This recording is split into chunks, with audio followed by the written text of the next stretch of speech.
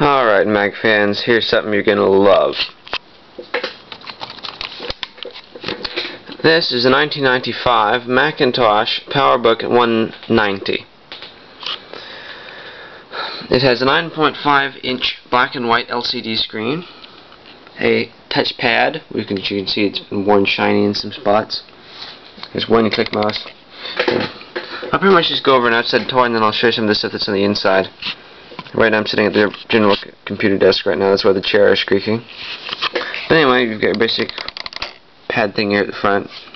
I've actually turned this off so that when you tap on it, it doesn't make anything click. You have to use this.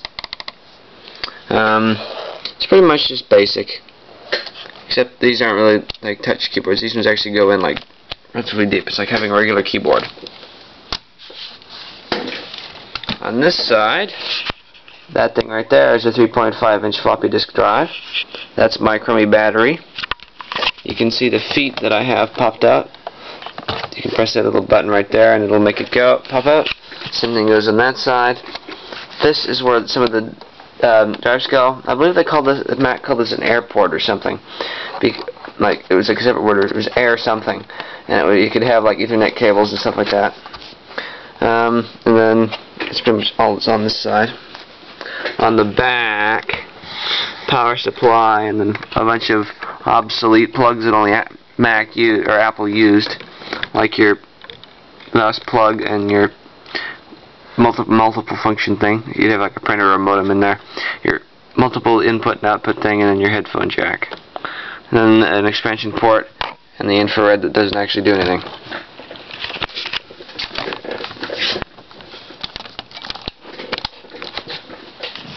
You can see it's actually in okay shape. It's really beat up actually in person. There's a speaker right there. My camera's really terrible at focusing.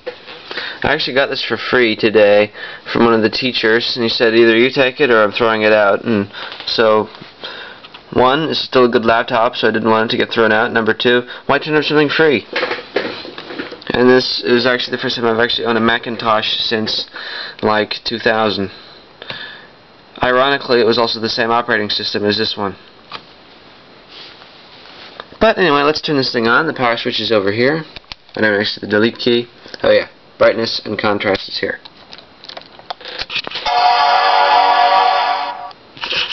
Had to get it close up to that speaker for the sound. And the LCD should come on in a minute. There we go. There goes the hard drive, which is mounted here. A whole 500 megabytes, if I'm not mistaken. It has a 66 megahertz processor. It generally runs at 33 though. There's a clock processor, it's 66. It's really hard to kind of board it on this. See the Mac OS. I turned down the contrast a lot so that the computer could pick it up better.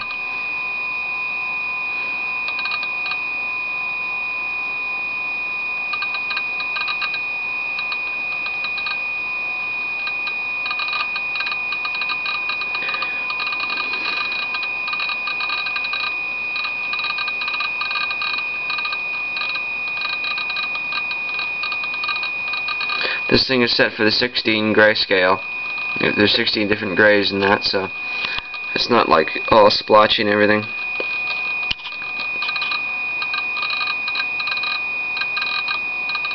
Had a whole bunch of documents on it. Some of them went, like the last time it was used was like 2002. That's how far back they went.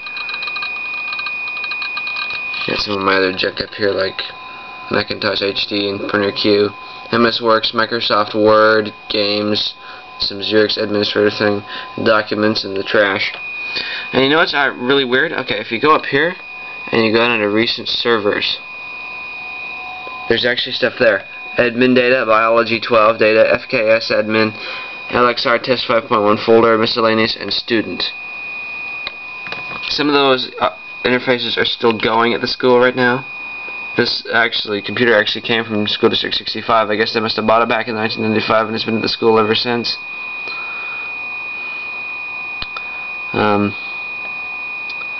Where is it? There's something special I want to show you. Kind of goes back to a lot of sound effects. This is actually OS 7.5.5. Going all the way down past all that stuff. Go to sound. Remember any of these? Droplet. That was indigo. Quack. A lot of these sound effects I've omitted from the more modern operating systems. Simple beep. Susumi. And then the wild eep. I never could quite understand why they had that.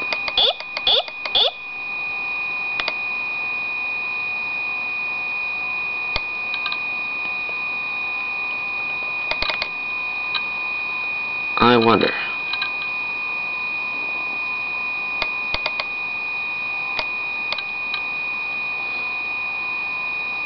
Inputs, there's internal microphone or expansion bay. I was just going into some of the settings here.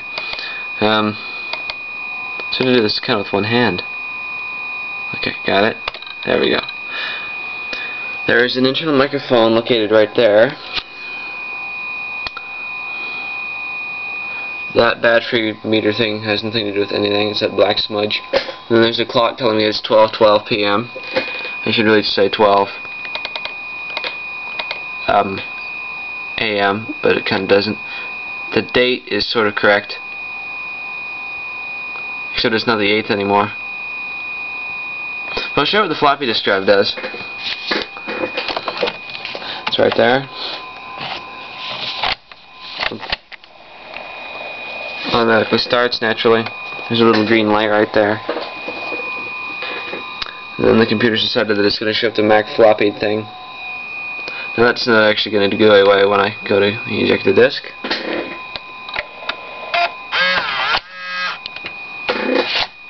I remember my old Mac LC used to do that. I had the Macintosh LC, the school edition. It was an awesome computer. I had the printer and everything. It's a shame I don't have it anymore. That just goes to the trash as per usual. I usually don't use the floppy drive. I've only got one, so it's kind of pointless. It's kind of, there's an argument I had with a friend. He's a Mac guru here, and he was complaining that I had to go into special to restart shutdown or go put it in sleep. Well, you can also go down to here and press shutdown. Shutdown right there, see? And he was yelling at me, and I was really kind of annoyed. But you can also do it like this.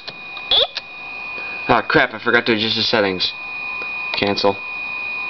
But it's really kind of funny to go around through this and just find all the things that you kind of look for on like modern computers and stuff like that, and there are a lot of things missing as well. What I'm trying to figure out how to do is hook up a wireless internet to this thing, because then it'd be perfect. Because then I could update all the freaking programs that aren't like here. That's perfect. But anyway, back to that original thing. Put it in sleep mode. It actually shuts down that fast as well. The only time the battery actually lasts for a reasonable amount of time is when it's in sleep mode. And then it lasts for like a minute and a half. When the computer's running, it lasts for less than 5 seconds. Turn it back on. You can hit any key. I generally hit spacebar. I've got one of these stupid things. I don't know what the hell it's supposed to do. It's an Ethernet adapter from Communicard or Communicard or from Dana or something. But let's say it's a PCMCIA Ethernet card. And I'm not quite sure what it's supposed to adapt to. It goes in the slot on the side, like so. I mean, there's no really point to do it because there's nothing that I can connect to the internet with, because all my internet is wireless.